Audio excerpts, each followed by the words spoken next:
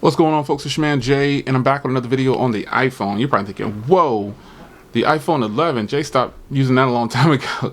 No, all I did was, Baby Thanos was my iPhone 11 that I had purchased a while back, and decided to switch it out and get me a black one. If you notice here, and I decided to just put one of my Sophie guards on, sophieguard.com, that's the plug. Hit them up if you want the best skins, man. They've got a nice variety of skins. But I just decided to switch to a black one. The purple one, it didn't match most of the stuff that I like to use. Like, it just didn't look right. That purple shining through. And this is my favorite case right now for the iPhone, the UAG. So I just popped it out, got rid of the purple, and got a black one. That's pretty much it. Have we just forgotten about Apple? No, we haven't. More importantly, all the love that I've been showing the A51, I felt like maybe I should match it up against the iPhone 11, but honestly, folks, I don't think that the A51 is the perfect competitor for this phone right here.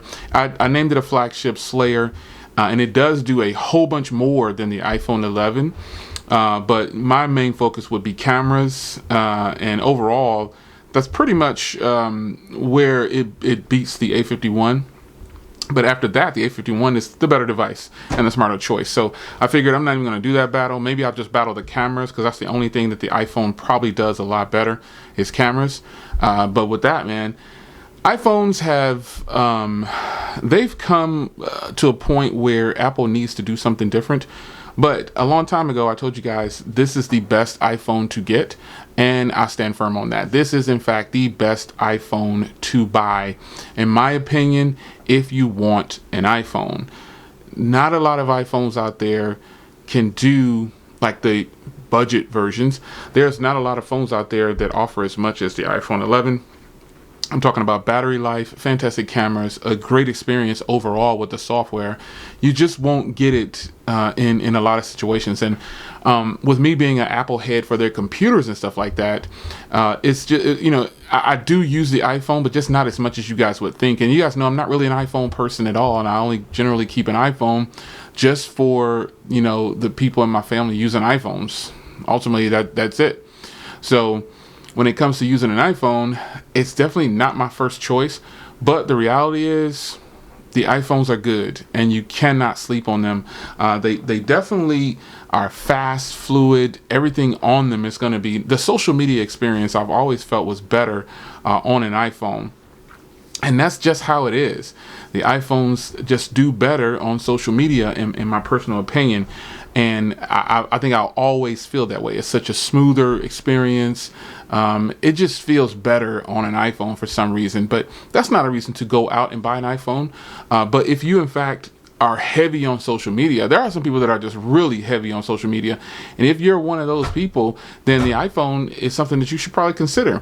The only thing I would say different is if you in fact don't need the top-notch cameras from Apple, you could get a 6S. I mean, I still have a 6S around here somewhere, and it still works perfectly fine. It's just a little small for my taste at this point, but I mean, Apple has laid down the law as far as the cameras go and battery go on, and they kind of set a golden standard for a lot of people, which is why a lot of people like iPhones because of the social media side, and then that battery life on pretty much all the iPhones at this point, especially the Max, is really good. This phone can go a couple days on a charge, so I know that if you were to go with the Max, I went with the Max initially, but I didn't, I just said I'll circle back around to that. I just thought this was a smarter purchase after spending so much. It wasn't $500 better than this phone, basically. So with that being said, you grab your 128 or 256 gig, and it's still like $700 or whatever it is. So you're not breaking the bank with this iPhone if you want to get a memory upgrade. But I'm not saying that it's okay that Apple still offers a 64 gig. The 64 gig is just bogus. You really should not have to buy a 64 gig in 2020. I heard some people complaining about the 128 should be gone, but I think 128 is legit. I think 128 should be at least the bare minimum that all carriers offer, or all OEMs produce. But other than that, man, I mean, I think the iPhone is still great.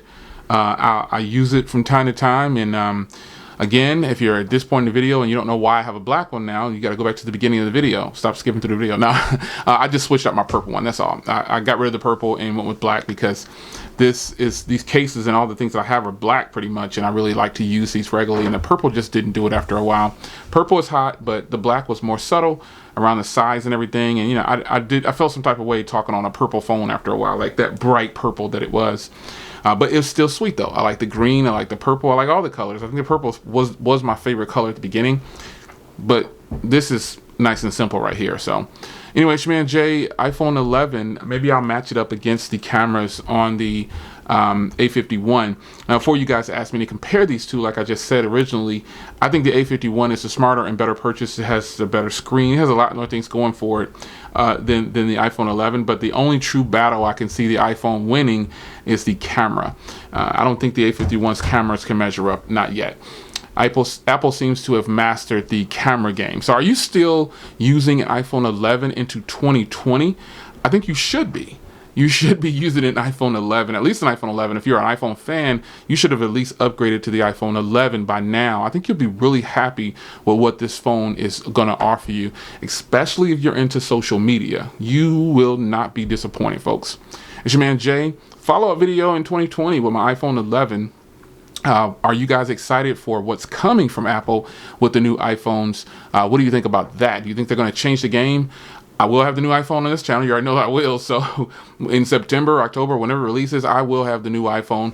I get the iPhones every year, and I'm always excited to see what Apple can do and see if they actually do some innovation or changes. So we'll see how that works out. Lots of tech coming this year, and the iPhone 11 in 2020, or the iPhone 11 Pro or the 11 Pro Max, these are still powerhouse, game-changing phones when it comes to the camera tech and overall software experience. It's just consistent with Apple, and I think that's why a lot of people like Apple. It's your man Jay. Hope you guys enjoyed. See you in the next one. Take care.